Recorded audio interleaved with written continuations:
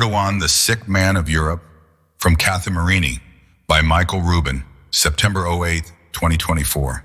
For decades, beginning in the 19th century, Europeans referred to the Ottoman Empire as the sick man of Europe. First sultans and then so-called reformers acting in their names sought autocratic power. The Porte covered for a crumbling economy with grandiose projects and compensated for lack of popularity with disastrous foreign adventures. In its final decades, Turkish authorities played ethnic and sectarian communities off each other in order to consolidate power and ethnically cleanse Anatolia. Ultimately, the question diplomats asked during and after World War I was not if the Ottoman Empire would fall, but when. Turks like to embrace the glories of the Ottoman Empire at its peak, but shirk responsibility for its twilight years by arguing that Turkey was merely a successor state that emerged from a fractured empire, no different from Greece, Hungary, or Syria. It is a useful formula to claim historical legitimacy, but eschew responsibility for the Greek, Armenian, and Assyrian genocides. Today, history is repeating, albeit on a smaller scale. Turkey may not be the sick man of Europe, but its dictator, Recep Tayyip Erdogan, is.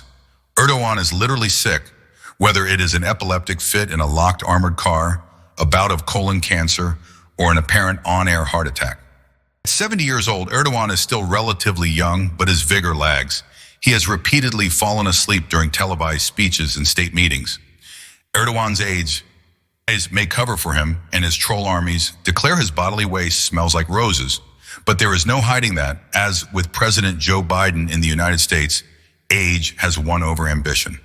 There is a reason why Erdogan increasingly promotes his son and son-in-law as each auditions to succeed him. The sick man repeats history in other ways. Erdogan revives and relishes the Ottoman policy of genocide in both Turkey and Azerbaijan.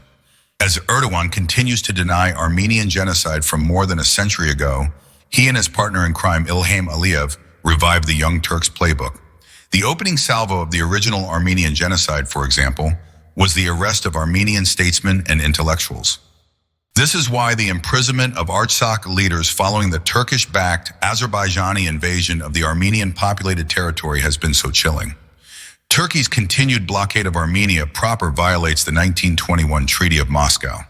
Erdogan's conversion of churches to mosques and his interference with Greek Orthodox property and seminaries inside Turkey is bad enough. But by interfering in the Greek community's schooling inside Turkey, he gets in the way of the new generation maintaining their traditions and lifelong relationships that form the fabric of the community. His targeting of Kurds and Yazidis replicates the strategy of Talaat Pasha against ethnic and sectarian minorities at the height of the genocide. During the original World War I era genocide, Kurds stood largely immune because their identity at the time revolved more around religion than ethnicity. No longer.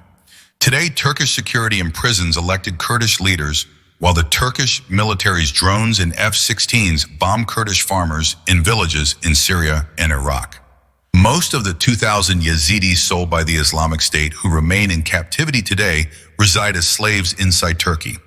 Had Erdogan not failed academically as a student, he might understand that the sick man strategy he pursues today could destroy Turkey.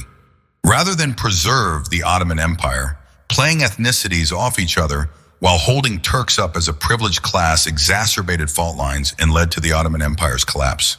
As Ottoman authorities sought to cover their own financial incompetence, so too does Erdogan.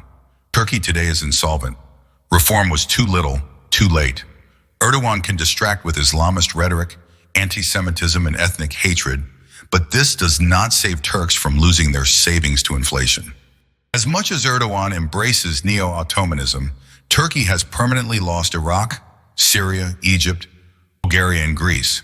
Playing the ethnic and religious card inside Turkey then will only lead Turkey itself to fracture. Kurds react to repression not by forfeiting their identity, but by doubling down upon it. With every attack on Kurds, Erdogan ensures that Kurdistan will arise in eastern Anatolia. Just as dictatorships set Ethiopia and Sudan down the path to division, so too does Erdogan make Turkey's collapse inevitable.